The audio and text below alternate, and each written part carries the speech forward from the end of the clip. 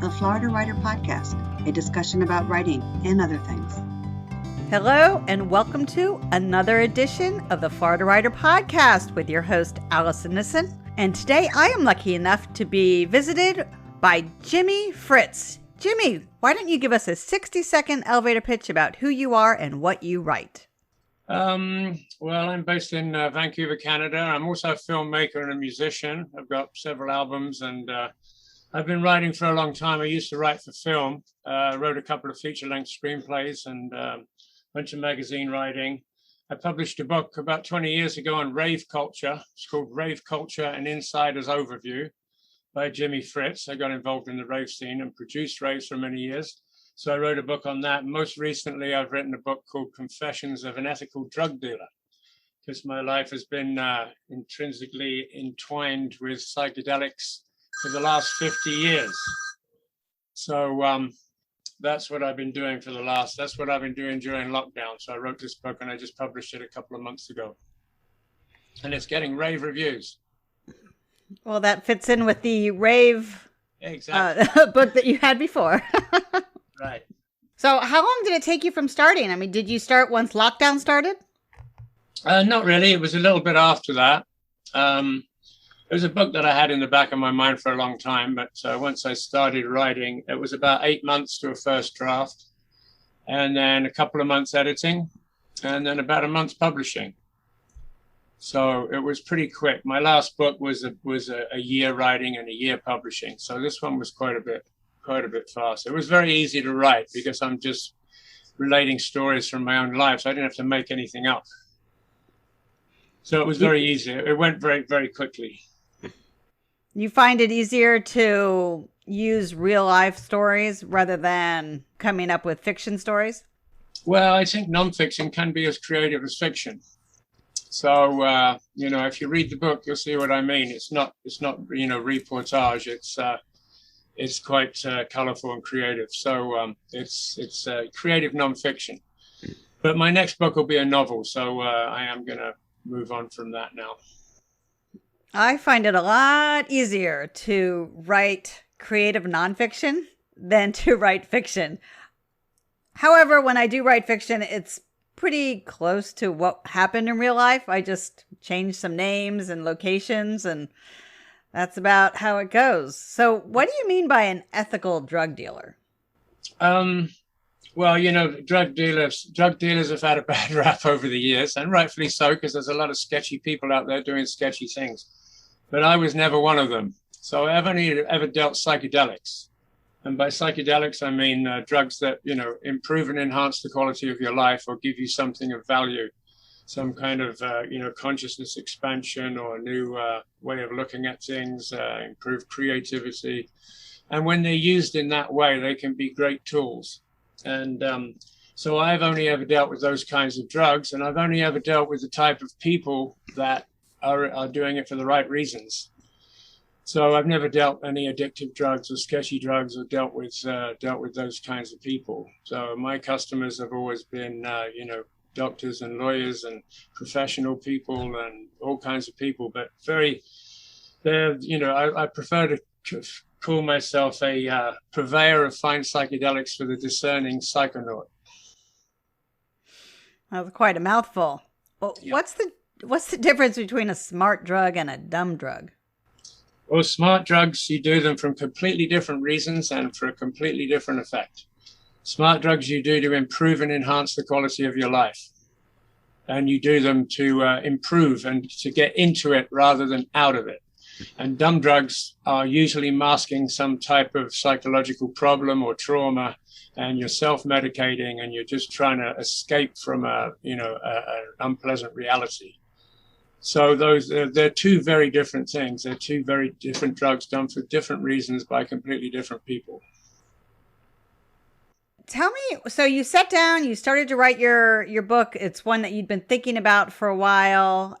You get to the part where you're close to finish. Do you start editing immediately? Do you edit while you write? What's your process?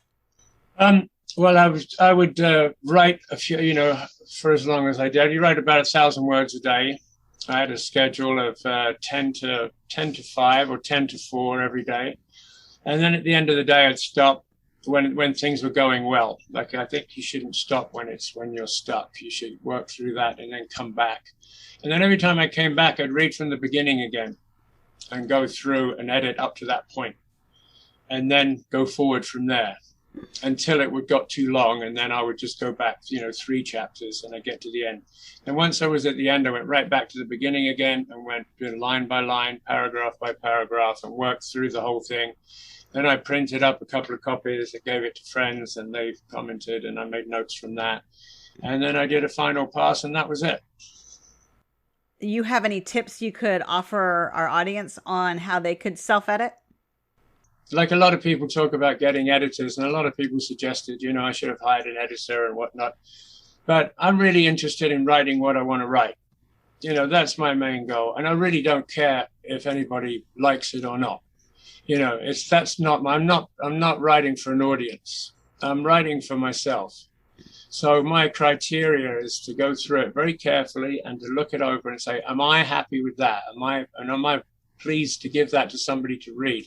And if the answer is yes, then that's it. That's my criteria. So I'm not really concerned about anything else. Just satisfying myself. If I think it's good, then I'll stand by it and live with it. That is good advice. So many people are so concerned with what their audience might think that they stymie themselves. Yeah, it's the kiss of death. As soon as you start thinking about, what's somebody going to think of this, or I shouldn't say that, then you're censoring yourself, and you can't censor yourself when you write. It's got to be authentic. It's got to be truthful. It's got to be, honest. And the only way to do that is to just have yourself as your audience. And you self-published this? Yes, I did. How was the self-publishing process? It was pretty easy because I did it once before with my other book. I did spend a lot of time with the first book. I spent a lot of time trying to get a publisher. So I was trying to get agents, right? So you need an agent to get the publisher. And I sent it to, dozens of agents. And then I started self-publishing myself. During that self-publishing process, I did hear back from a publisher or an agent in California, who was excited about the book, and they wanted to work with me, and they wanted to assign an editor, and they wanted to redesign the cover. And, I just said no. I said, no, it's too late. Like, most people don't get back to you. It's very, very frustrating dealing with agents and publishers, because they want everything from you in book proposals. They want you to spend days and days on a book proposal, and then they just don't even answer back. They don't even write back, or they don't even respond. And it's really an elitist system, which I think is outdated now. It's archaic.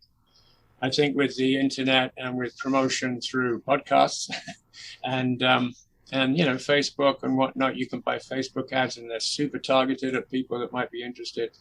I think with all the tools you have available now, I would only self-publish. I don't want to deal with a publisher. And half the publishers you deal with, even if they're publishing their book, they don't market it. They want you to do the market research. I sent this one out to a few publishers, and they said, yeah, well, you need to go through our application process. They wanted reams and reams of information about who my target market is and what my market research was and who my demographics are and what social media platforms are they on. And I don't care about that. I'm completely unconcerned about what other people are doing. So I'm just concerned about writing a good book. So it seemed to me that they weren't really providing a great service anyway. They weren't saying, okay, well, we'll take your book and we'll sell 1 million copies. No, that's not what they do. They said, well, we'll take it. We'll assign an editor. We'll assign a proofreader. We'll do the cover design. We'll do the printing. We'll spend fortunes on producing your book, like 10 times more than you would if you did it yourself. And then we'll send you the bill. And if you ever sell enough books to pay your bill, you're lucky. And if you don't, then you're out of luck. So, yeah, no, I just eschewed the whole system and rejected it. And I'm happy to be publishing it myself. I'm happy to get it to people that I think would like it. And it's been working out really well. I've already broken even, and I'm already hit the profit. So, And I made some pretty good profits on the first book, too. It's still selling today, 20 years later. Wow. Did you talked about the self-publishing and the promotion, which I'll ask about in a second, but I want to know, did you create your own cover design? Yeah, my wife's an artist. She's a very talented artist. And so when I designed it, I decided what I wanted. It's like a neuro map. It's a shadowy figure surrounded by a neurological map of the brain with place names on. So it's like a geological, psychological, neurological map with place names that I've mentioned, because I do a lot of traveling in the book. And yeah, I think it's a brilliant cover. Now, the first thing a publisher would want to do is redesign the cover. And I think it's a great cover, so the cover stays. Yeah. Well, especially if it's been designed by a professional. Yeah.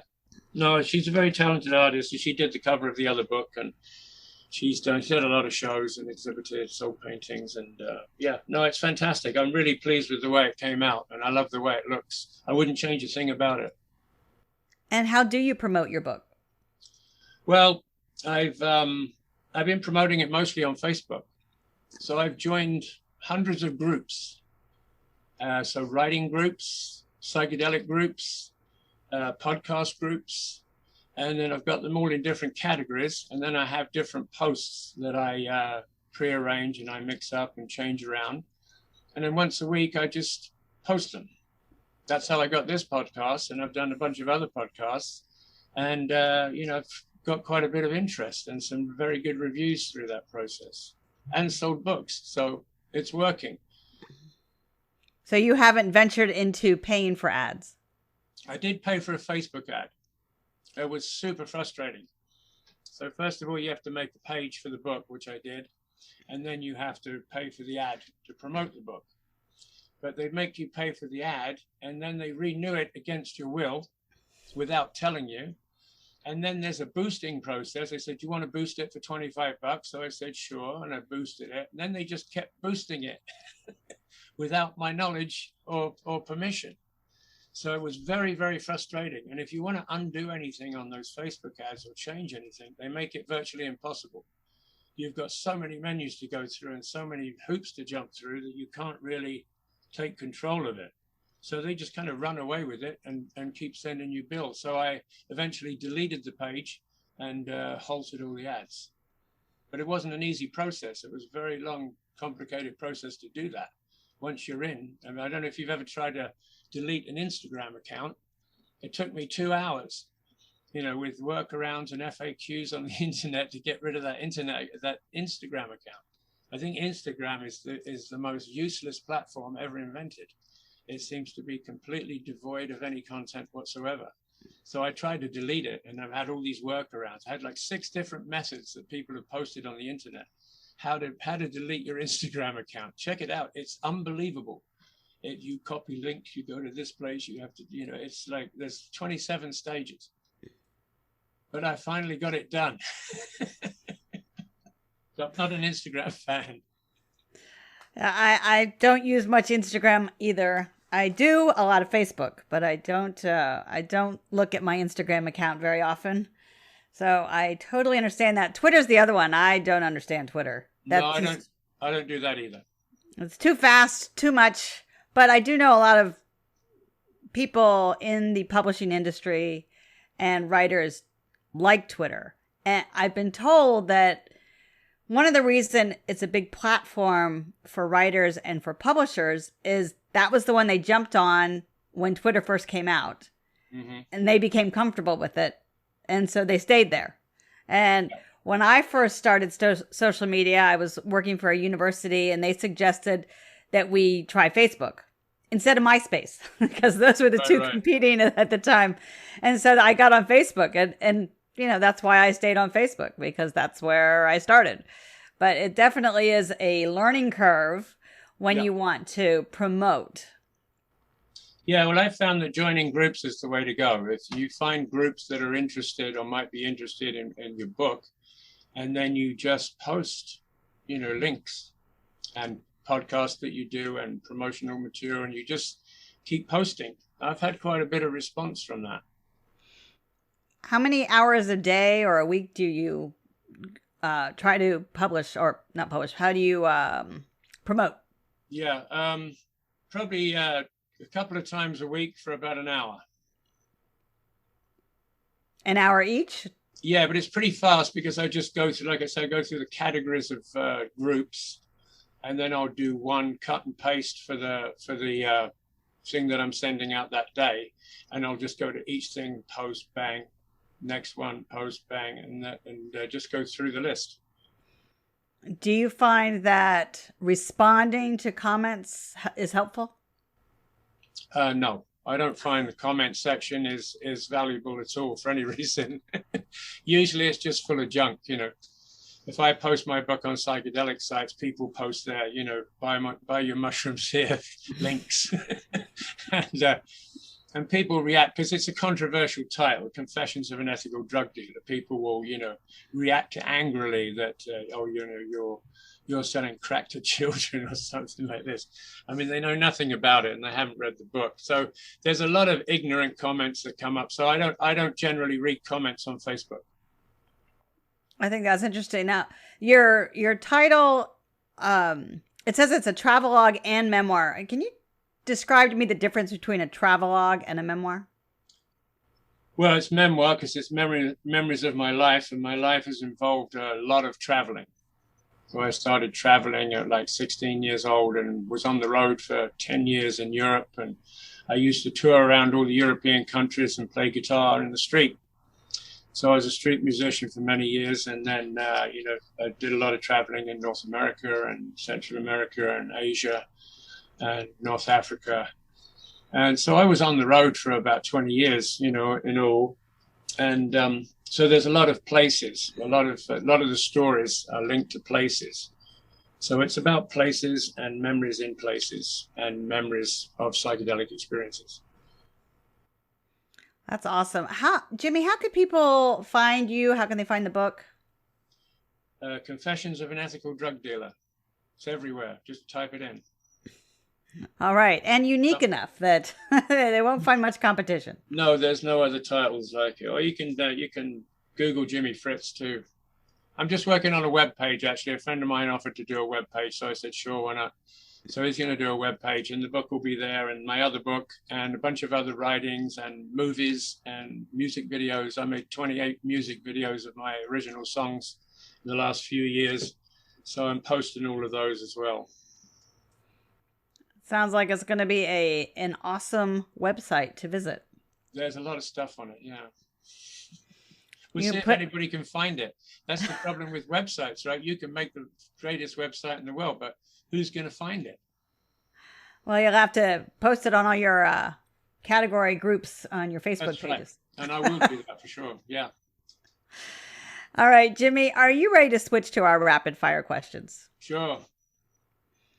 Name one place that you haven't been to that you'd really like to visit. That's a tough one because I think I've been to all the places that I really wanted to go to. You know, I had a big list and I worked through it, and I think I'm pretty much done. So in recent trips, I've been doing, you know, traveling to places that I've been before, 20, 30, sometimes 40 years ago. And that's been interesting to see how places change.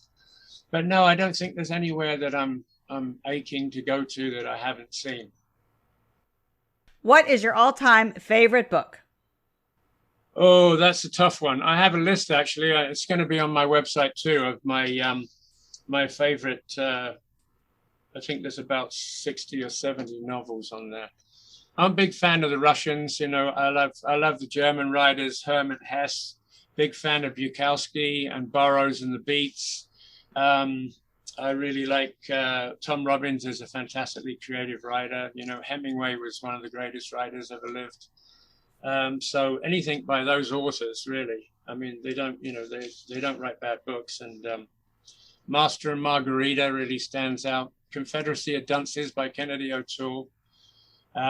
There's an awful lot of really good books that I think a lot of people don't even know about, because most people are too busy reading pulp fiction. They're too busy reading, you know, romances and murder mysteries. And, you know, I just think those books are a waste of time. And if you're going to read a book and spend that time and energy, then why not read some of the great literature of history? You know, why not read some existentialism and some Andre Gide and some Sartre, something really worthwhile. I've just been rereading some Kafka. It's fantastic stuff. It's just brilliant writing. I mean, you read it for the writing, right? It's not about what it's about. but it's you read the writing and it's fantastic stuff, and you can learn a lot from that. So that's my biggest tip for writers is read. But read the great literature of the world. Don't waste your time on pulp fiction, storybooks. Absolutely, yes. You can't be a writer without being a reader. Right. Yeah, I think that's and I try to do that. Like I'm starting a new book, but in between this one and the new book, I have about 20 books I'm going to read to get in the mood. If you had an opportunity to move, where would you go? If I had the opportunity, I wouldn't take it. Fantastic answer. Well, Jimi Fritz, thank you so much for stopping by. Okay, it's been my pleasure. You all have been listening to another edition of the Florida Writer Podcast with your host, Allison Nissen. Allison out. Jimi Fritz is a filmmaker, musician, writer, entrepreneur, roustabout, and trick cyclist extraordinaire. He's written 2 feature-length screenplays, numerous articles, and a nonfiction book about the rave culture. His latest book, entitled Confessions of an Ethical Drug Dealer, is a psychedelic travelogue and memoir. For more information about Jimi, visit him on Facebook at Jimi Fritz, JIMIFRITZ. Learn, network, and grow at the 20th Annual Florida Writers Conference. Make your mark October 14th through 17th, 2021. The Florida Youth Conference is October 16th. We look forward to seeing you there.